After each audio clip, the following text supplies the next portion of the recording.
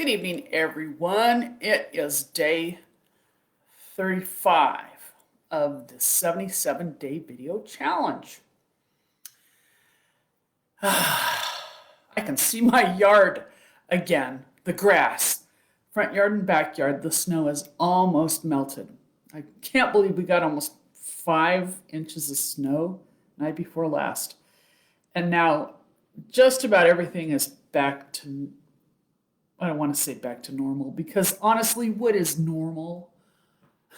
Anymore, we don't even know.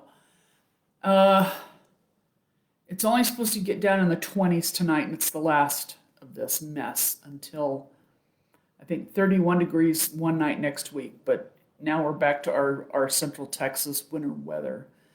And I had to laugh because they called this winter storm Uri. And I thought, who comes up with these names for storms? I know they name the hurricanes instead of numbering them. But this storm, I'm like, this was the winter storm from hell. Uri, yeah, whatever. Sorry, I just don't see it. And yeah, I've got a hat on. I should pull it off. My hair is long now.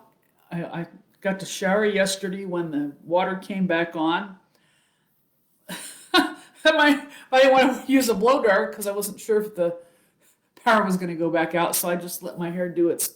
Gosh, I look like a female Einstein with brown hair, but I just put this on it because I'm still wearing warm clothes to stay warm in the house. The power company asked us to lower our thermostats still until everybody in the area's got their power back, and I'm still trying to understand that. But anyway,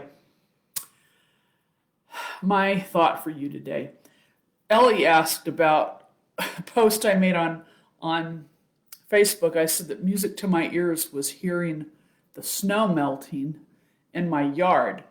Okay, we live on a half acre and we're on kind of an incline. So our driveway goes down and we're all on septic tanks up here, septic systems. We have no sewer service. We live behind the Hill Country Resort. They have sewer.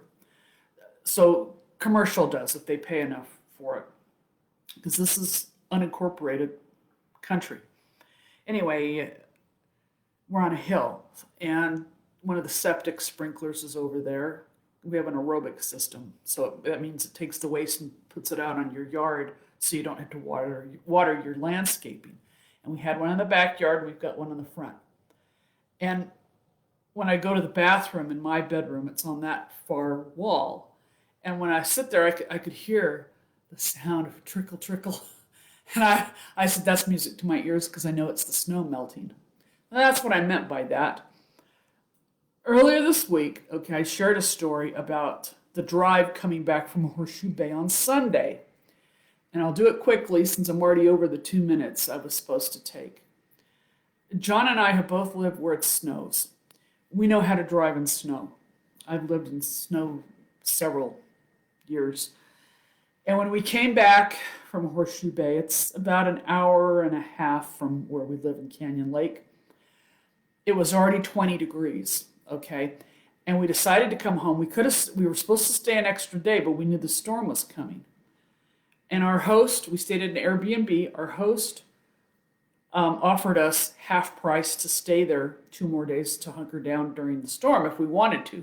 But we also could see another storm coming. We have a son here at home who's autistic. He's 23. He can be left alone about 5 days max. He can pop dinners in the oven and he's all right. But I had my mama bear instincts kicked in, and I thought, if this storm is as bad as they're talking about, the power could go out and so could the water. And I thought, if we're not home, that kid's gonna freak out, totally freak out and just shut down. And I was not gonna have that. So John and I decided, our host let us off and refunded us the last day. And we went driving down the 281 highway to come back to Canyon Lake. And it was 20 degrees and it was it was 22 and it was dropping. And it had already been snowing. I mean, not snowing, raining, okay, which is worse when it's 20 degrees. So we're driving down the road and there were times when I told him, slow down, because some of these other people on the road, if they're local, they don't know how to drive in this kind of weather. And oh my gosh, and we were in a Honda Civic, my little 2020 Honda Civic that's got it'll drive itself but you have to be at 32 miles, and we were at 20 miles an hour, so the drive assist was not on. And there was a few times where we came up traffic, they were wolf packing, and you could tell they were freaking out because 10, 15 miles an hour, and you could go 20. And John actually had to drive off the road because we couldn't stop. The car would not brake because it was on an inch of ice. And we went off, and I sat there, and I thought of all the other times I've been on the road when it's been like this and I was stuck. And I told myself, you've been through worse driving conditions alone than this. You'll get through this.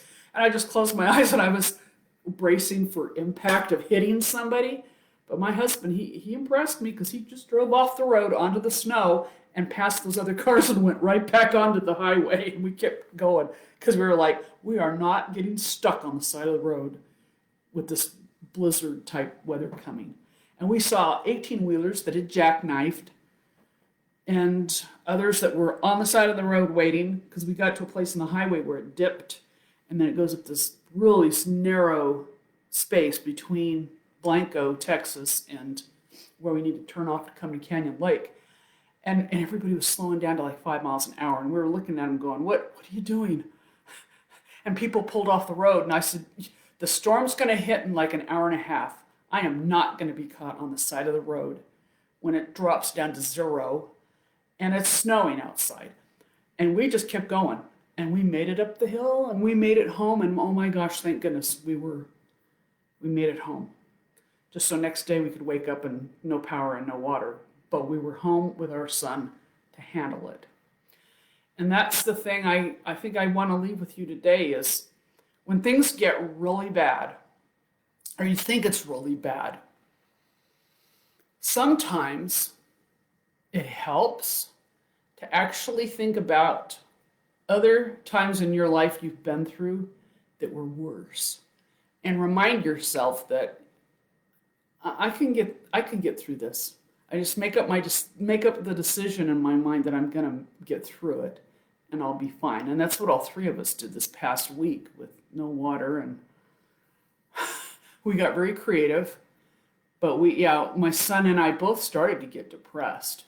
And then I thought, what do I need to do to fix this whole depression thing? And because I'd gotten off track with my meditations and with my affirmations, and I just got right back on track, and now I'm back okay.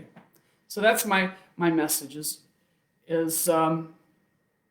what do you do to process going through a crisis?